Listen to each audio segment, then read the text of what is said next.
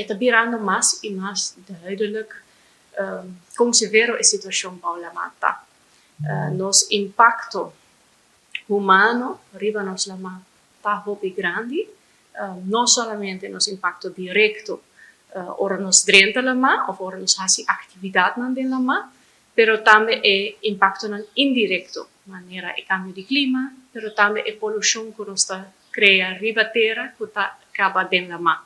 Así en hopi diferente manera que nos como el ser humano eigenlijk tiene un impacto grande arriba la ma, sin que nos sabemos, sin que nos está consciente de ello, si cuando me se drenta la ma, tiene un impacto arriba la ma.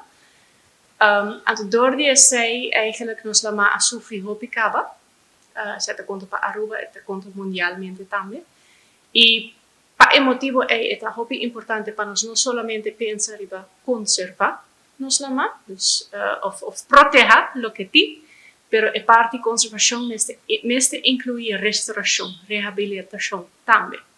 Dus no solamente proteger lo que tiene hoy, pero también como se piensa, una etapa 50 años pasados, 100 años pasados, anto como nos puede llegar ese back.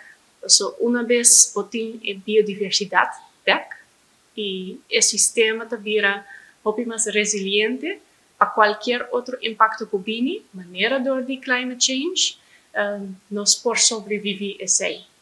Nos como gente depende de nos la ma. Si vota trenta la ma sí o no, si vota come pescar sí o no hace diferencia, vota depende de la ma.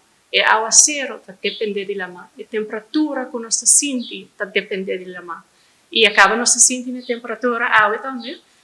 Algo no está yendo full boom. Algo está cambiando. Entonces, un parte tiene que ver con nos la ma está cambiando.